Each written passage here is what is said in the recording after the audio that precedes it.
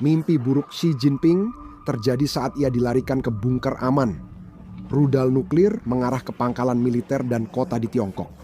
Bisakah Tiongkok benar-benar mempertahankan tanah airnya dari serangan nuklir? Krisis yang seharusnya tetap terkendali di Taiwan, kini semakin tidak terkendali. Ketegangan angkatan laut yang dimulai beberapa tahun lalu cepat berubah menjadi insiden hampir bentrok, pelanggaran wilayah udara, dan salah paham sinyal.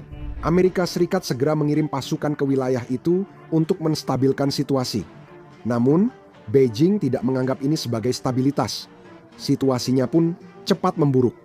Kedua pihak sama-sama mengklaim bertindak defensif, hingga akhirnya tindakan itu menyebabkan kapal perang tenggelam dan satelit dijatuhkan.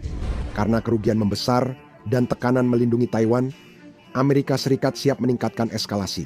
Tiongkok melihat opsi konvensionalnya semakin sempit dan kredibilitasnya dipertaruhkan, lalu memutuskan untuk ikut bermain. Beijing tidak bisa tunduk pada syarat-syarat Amerika. Senjata nuklir bukan untuk memenangkan atau mengakhiri perang, tapi untuk mengejutkan sistem dan memaksa ketegasan. Ada dua versi berbeda tentang kemungkinan terjadinya skenario nuklir. Pada versi pertama, senjata nuklir digunakan terbatas pada pangkalan militer, pusat komando, dan infrastruktur penting. Tujuannya bukan pemusnahan, melainkan paksaan untuk mengubah arah perang tanpa membakar dunia. Ini versi ringkas dari skenario kiamat yang diyakini pembuat kebijakan saat membahas penggunaan nuklir terbatas. Meskipun penduduk kota tempat nuklir taktis diledakkan jelas akan sangat tidak setuju. Pilihan kedua jauh lebih bersifat kiamat.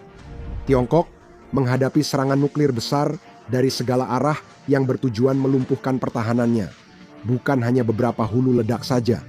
Sistem rudal tetap beroperasi saat peringatan muncul, namun perhitungan berubah cepat ketika interseptor habis dan keputusan harus segera diambil.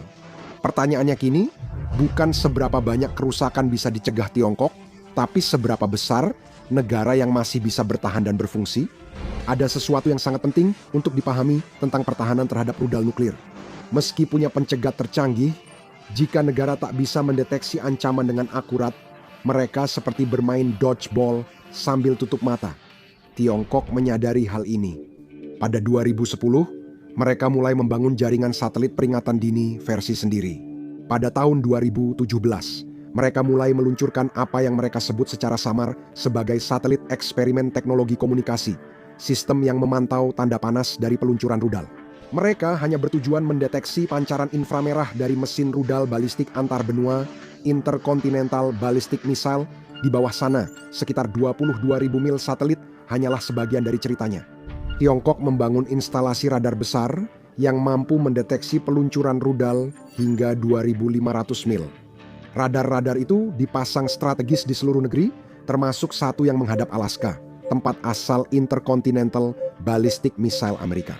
Sistem lain berada di Fujian dan Xinjiang, mencakup jalur pendekatan lain. Pada Parad Militer September 2025 Tiongkok memamerkan persenjataan defensif terbarunya, mirip pameran dagang diktator. Ada 3 sistem anti-rudal balistik yang dipamerkan, dirancang untuk bekerja sebagai lapisan-lapisan perisai yang akan berperan penting dalam skenario nuklir Tiongkok apapun. HQ-9C adalah lapisan pertama yang menangani semua pekerjaan berat di ketinggian rendah. Ini adalah penjaga gawang nuklir Tiongkok yang menargetkan rudal jarak menengah dan pendek yang sudah meluncur menuju target mereka. HQ dan 19 dirancang menghancurkan rudal di ketinggian lebih tinggi, hingga 125 mil dengan kecepatan hampir 33.000 kaki per detik. HQ dan 19 menggunakan radar tipe 610A dan setara dengan sistem terminal High Altitude Area Defense Amerika. HQ dan 19 mampu menghantam rudal balistik jarak 1.800-2.500, mencakup banyak ancaman regional. HQ-29 adalah andalan pertahanan Tiongkok. Pencegat eksosferik ini beroperasi di luar atmosfer, menargetkan rudal pada fase lintasan tengah di ketinggian di atas 93 mil. Berbeda dengan pencegat Amerika di silo tetap, HQ-29 dipasang di kendaraan peluncur mobile, sehingga dapat ditempatkan di mana saja sesuai kebutuhan. Secara teori, pertahanan ini mengesankan, menggabungkan satelit peringatan dini, radar besar, dan 3 lapis rudal pencegat. Tiongkok dianggap memiliki jaringan pertahanan rudal tercanggih di dunia. Kubah emas sejati ini membuat dunia, khususnya Amerika, iri. Namun, kenyataan dan di atas kertas sangat berbeda. Mari kita lihat kemampuannya saat rudal diluncurkan pada skenario pertama. Dan inilah versi perang nuklir yang semua orang berharap berhenti di sini. Karena versi lainnya tidak hanya mengubah perang, tapi juga mengakhiri sebuah negara.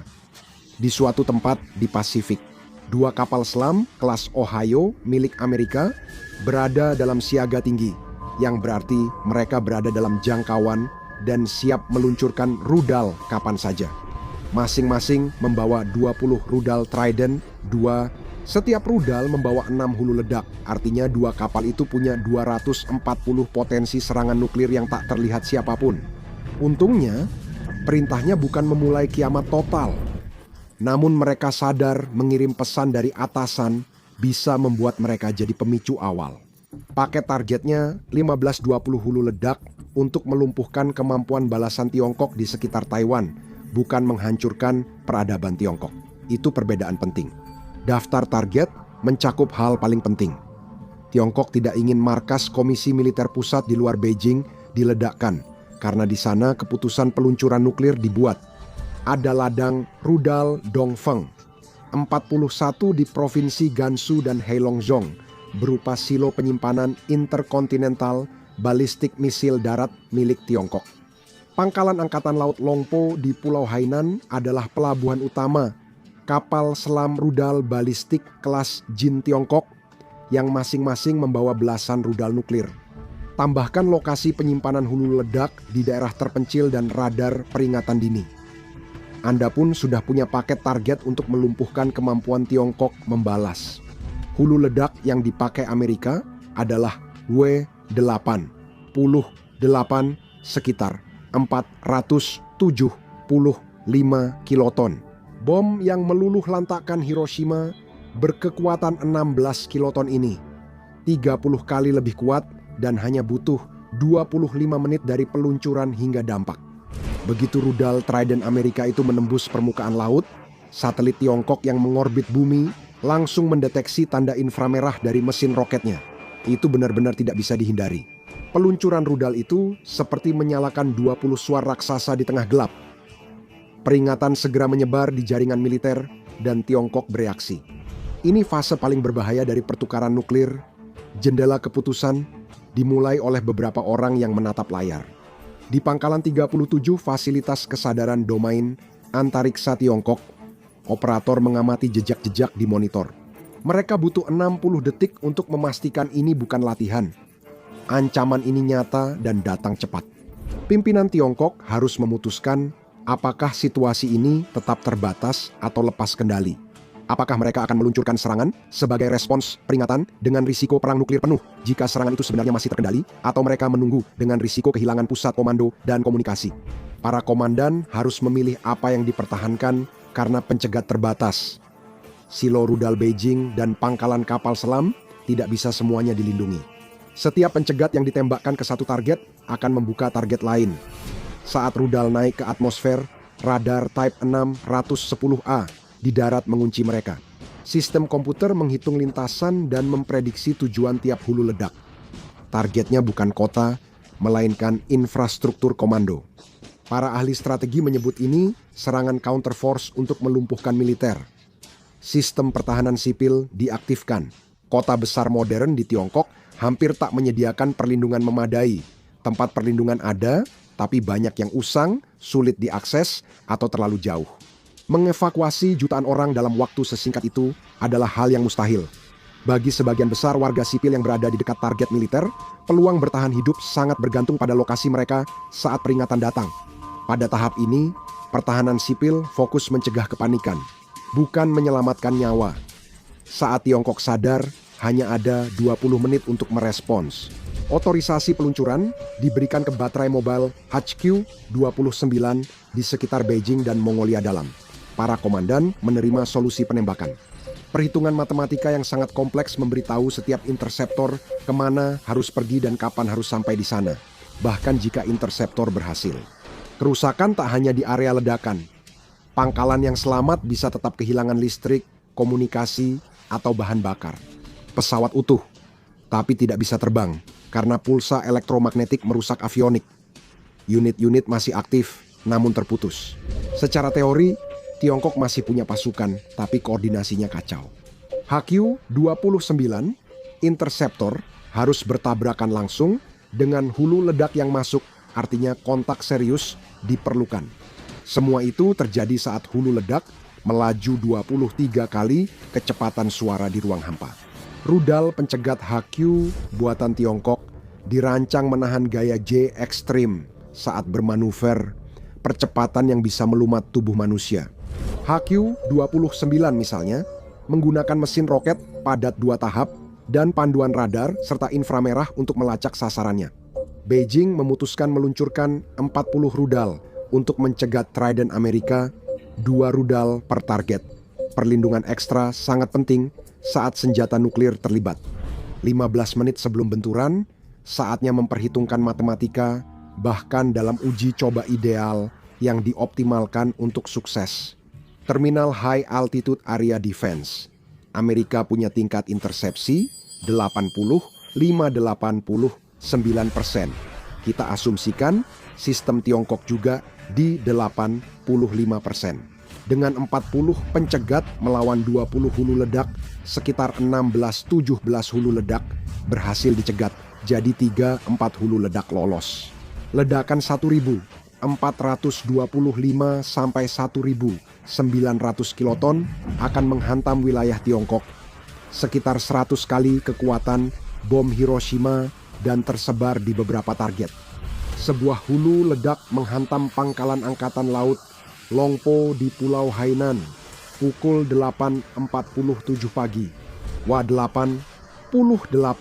meledak 2.000 kaki di atas pangkalan dalam ledakan udara untuk kehancuran maksimal. Selama tepat 1/10.000 detik, ada matahari mini di langit di atas Hainan. Suhu inti 180 juta derajat Fahrenheit membuat bola api ini mengembang hingga diameter 1,8 mil, menghilangkan semua yang ada di dalamnya seketika. Saat bangunan menguap, manusia jadi plasma dan gelombang ledakan makin cepat. Gelombang berkecepatan 620 mil per jam menghancurkan bunker beton kapal selam. 4 dari 6 kapal selam kelas Jin milik Tiongkok sedang dirawat di pelabuhan. Keempatnya hancur bersama 48 rudal nuklir. Korban jiwa diperkirakan 15.000, 25.000 personel militer dan kontraktor sipil. Radiasi termal menyebar, menyebabkan kebakaran hingga 9 mil. Gelombang elektromagnetik merusak perangkat elektronik tak terlindungi di sepertiga selatan Pulau Hainan. Itu baru serangan pertama dan ini sangat penting. Namun, 2 kapal selam kelas Jin masih berada di laut dan aman bersembunyi di Samudra Pasifik. Mereka selamat dan masih menyimpan rudal mereka. Kemampuan serangan balasan regional Tiongkok tetap utuh. Hulu ledak kedua menghantam Silo Dongfeng, 41 di Gansu, diprogram sebagai ledakan permukaan. Hulu ledak ini dirancang menembus hingga 100 kaki ke tanah sebelum meledak, menyalurkan kekuatan maksimum ke silo yang diperkuat. Silo Intercontinental Ballistic Missile Tiongkok ditempatkan beberapa mil terpisah agar satu hulu ledak tidak bisa menghancurkan beberapa target sekaligus. Ledakan ini menciptakan kawah sedalam 650 kaki dan gelombang kejutnya merusak 7 atau 8 silo tambahan. Tiongkok kehilangan 10 rudal Dongfeng, 41 namun masih memiliki lebih dari 300 hulu ledak di Intercontinental Ballistic Missile darat di berbagai lokasi. Kehilangan ini tidak mengurangi efek penangkalnya. Mimpi buruk sebenarnya adalah jatuhan radioaktif. Tanah yang menguap dari ledakan membawa isotop radioaktif ke timur laut, menyebarkan radiasi mematikan di ratusan mil persegi selama 48 jam. Ada juga kegagalan beruntun yang sering tak terpikirkan orang. Militer Tiongkok mengandalkan jaringan, satelit, dan sistem digital. Namun sebagian besar infrastrukturnya baru saja mati total. Jika hulu ledak menghantam bunker Komisi Militer Pusat, otoritas komando nuklir akan kacau. Pemberi perintah peluncuran mungkin sudah mati, sistem pengirim perintah juga mungkin rusak. Menghubungi kapal selam yang menyelam, butuh radio besar dengan frekuensi sangat rendah agar sinyal menembus air laut. Jika fasilitas rusak atau hilang, kapten kapal selam harus memutuskan sendiri sesuai perintah tetap. Tak ada yang ingin keputusan itu dipaksakan. Namun, 2 kapal selam di Pasifik masih berada di luar sana. Setiap kapal membawa 12 rudal Jinlong. 3 berjangkauan 6.200 mil, cukup untuk mencapai pantai barat Amerika Serikat. Sistem komunikasi mereka dirancang agar tetap berfungsi meski rumah hancur. Korban serangan terbatas ini, 25.000 dan 40.000 kematian langsung mayoritas militer. 4 kapal selam rudal balistik, 1015 intercontinental ballistic missile, dan fasilitas komando utama hancur. Tiongkok mungkin kehilangan 50-60 senjata nuklir, tapi masih punya lebih dari 500 yang aktif dan kemampuan serangan balasannya tetap utuh. Tiongkok menanggung kerusakan yang sangat parah dalam satu sisi, tetapi tetap bertahan sebagai kekuatan nuklir, yang berarti kehancuran bersama yang dijamin masih menjadi kemungkinan. Itu disebut pengekangan dalam perang nuklir, menunjukkan bagaimana negara adidaya nuklir bisa melukai lawan tapi tetap menjaga peradabannya. Dan yang mengancam semuanya adalah target yang paling rapuh dari semuanya, yaitu komando dan kendali. Jika komunikasi pusat terganggu, otoritas terpecah dan komandan kapal selam mengikuti perintah tetap dengan info terbatas. Serangan terbatas bertujuan mengirim pesan, tapi begitu senjata nuklir digunakan, menahan diri jadi tidak stabil dan risiko eskalasi besar cepat muncul. Sekarang mari kita bahas saat pengendalian diri benar-benar hilang. Skenario 2 mengasumsikan sesuatu berjalan sangat salah dan tak dapat diperbaiki akibat kesalahan strategis atau kegagalan diplomasi yang sangat parah. Sekitar 250-300 hulu ledak diluncurkan dari semua platform, 35 menit. Rudal dari kapal selam di Pasifik tiba dalam 15-20 menit, sementara pembom B-2 menembakkan rudal jelajah dari udara. Serangan dahsyat ini dirancang untuk datang dalam gelombang-gelombang yang dipisahkan oleh 15 hingga 20 menit. Ini mencegah pembela Tiongkok mengisi ulang peluncur pencegat dan memaksa mereka memilih apa yang harus dilindungi. Beberapa hulu ledak menargetkan instalasi militer, ladang intercontinental ballistic missile, pangkalan pembom nuklir, serta fasilitas angkatan laut di Qingdao, Shanghai, dan Hainan. Sebagian lain menargetkan pelabuhan besar yang menangani 40%, lalu lintas kontainer dunia pusat manufaktur, pembangkit listrik, dan kilang minyak. Lalu ada pusat populasi. Tiongkok punya 18 kota berpenduduk lebih dari 10 juta, termasuk Beijing dengan 22,6 juta dan Shanghai 21 juta. Koridor Guangzhou-Shenzhen hampir 40 juta. Setiap kota besar mendapat beberapa hulu ledak untuk memastikan kehancuran total. Jika semua wilayah perkotaan utama dijumlahkan, terdapat sekitar 70 sampai 100 hulu ledak yang diarahkan ke area pemukiman. Respons defensif. Tiongkok mengikuti pola yang sama seperti skenario terbatas, tetapi kini semua satelit melacak ratusan rudal, bukan hanya 20. Layar di pangkalan 37 tampak seperti pohon Natal, penuh jejak dan lampu berkedip, melebihi kapasitas sistem. Algoritma komputer kesulitan memprioritaskan ancaman. Operator di sana harus memilih antara menyelamatkan Beijing atau Shanghai, melindungi ibu kota atau ekonomi, menyelamatkan kekuatan nuklir untuk pembalasan, atau melindungi warga sipil. Baterai HQ-29 menembak habis-habisan. Tiongkok sudah menyiapkan beberapa lusin peluncur bergerak saat itu. Ada sekitar 40-60 interseptor untuk intersepsi tahap tengah, ditambah 300-400 rudal, 300-400 untuk pertahanan terminal. Jumlahnya tampak banyak, hingga Anda tahu mereka menghadapi 250-300 hulu ledak masuk, banyak dengan beberapa kendaraan masuk kembali dan umpan.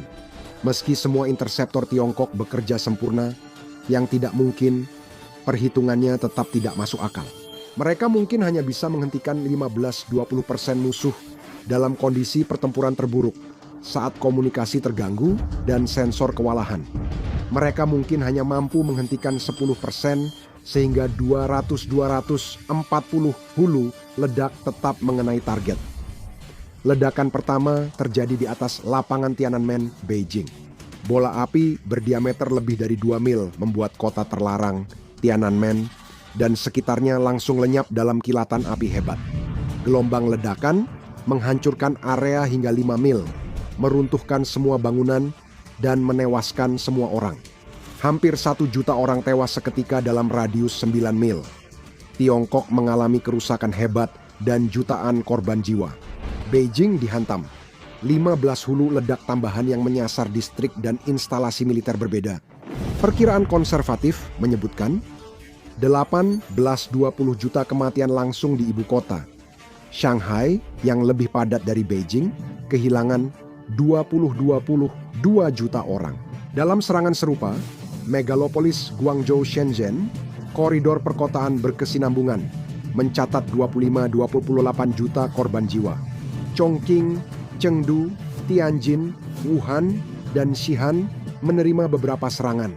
Ketujuh kota ini memiliki total sekitar 100 juta penduduk, sekitar 555 juta orang tewas seketika, total 130 juta korban dalam 24 jam pertama. Sama seperti sepertiga penduduk Amerika Serikat yang tiba-tiba hilang. Sekitar 60-80 juta orang kini terluka parah dan butuh perawatan medis. Namun rumah sakit sudah hilang atau tak ada listrik. Tak lama kemudian, populasi terdampak hampir 200 juta orang atau 14% warga Tiongkok. Namun itu hanya dampak langsungnya. Beberapa hulu ledak menyerang pembangkit listrik. Pembangkit listrik, tenaga air terbesar di dunia di Bendungan Tiga Ngarai hancur. Pembangkit listrik batu bara di Shaanxi hancur, pembangkit nuklir dimatikan atau diserang. Dalam beberapa jam, sebagian besar listrik Tiongkok padam. Pengolahan air terhenti dan makanan membusuk. 4 pelabuhan tersibuk di Tiongkok yang menangani banyak perdagangan global berubah jadi jalur air penuh puing dan asap. Jaringan kereta cepat yang bergantung pada listrik dan kendali terpusat lumpuh total. Ledakan di darat pada target militer menciptakan awan radioaktif yang menyebar ke wilayah pertanian. Tak ada pertahanan yang bisa mengatasi rumitnya matematika perang nuklir total yang selalu menguntungkan penyerang. Membangun dan meluncurkan 300 hulu ledak nuklir lebih murah daripada membuat sistem untuk menghentikannya. Tiongkok telah membangun jaringan pertahanan rudal canggih dengan satelit peringatan dini, radar array bertahap, dan pencegat mutakhir. Namun, itu tetap belum cukup dan memang tidak akan pernah cukup. Pertahanan negara bukan milik Amerika, Rusia, atau Tiongkok. Pertahanan paling efektif adalah pencegahan. Ngomong-ngomong, ingat 2 kapal selam yang kami sebutkan masih bersembunyi di Samudra Pasifik? Mereka masih beroperasi dan bersenjata. Baru saja melihat peradaban mereka lenyap beberapa hari setelah serangan ke Tiongkok. Para awak kapal selam di kapal-kapal itu mendengar tentang jutaan orang yang selamat yang tidak mati karena radiasi atau kelaparan. Menghadapi kehancuran total masyarakat, mereka mendengar 200 juta orang mengungsi tanpa tujuan. Lahan pertanian terkontaminasi, makanan yang tersisa pun sulit didistribusikan. Dan dalam beberapa bulan berikutnya, 50 hingga 70 juta warga sipil Tiongkok akan meninggal karena luka-luka, kelaparan, dan penyakit. Para awak kapal selam yang sama memimpin respons Tiongkok. Mereka menembakkan 24 rudal nuklir JL-3 masing-masing hingga 3 ke kota-kota Amerika. Dan beberapa ahli mengatakan masing-masing bisa membawa hingga 5 hulu ledak, bahkan jika mereka hanya berhasil membuat 20 dari 100 hingga 150 hulu ledak menembus pertahanan Amerika. Itu cukup untuk membunuh jutaan orang Amerika dan melumpuhkan ekonomi Amerika Serikat. Selama puluhan tahun, New York, Los Angeles, Washington, District of Columbia, Chicago, dan Houston menjadi tungku nuklir. Kemenangan atas Tiongkok terasa jauh saat kota-kota Amerika berubah jadi tumpukan kaca dan abu. Namun, semuanya akan makin buruk. Jelaga dan puing di atmosfer akan menghalangi sinar matahari di belahan bumi utara. Suhu global turun drastis dalam beberapa bulan, musim tanam gagal di seluruh dunia. Ekonomi global yang sudah terpukul akibat serangan ke Tiongkok dan Amerika Serikat kini hancur. Model memperkirakan setidaknya 2 miliar orang meninggal secara global akibat kelaparan dari musim dingin nuklir. Jadi, apakah Tiongkok bisa bertahan dari serangan nuklir, baik terbatas maupun penuh? Tidak, tapi tak ada negara yang mampu. Akhirnya, pemenang di skenario itu tetap kalah. Sekarang, lihat reaksi Amerika Serikat jika Tiongkok menyerang Taiwan, atau klik video ini.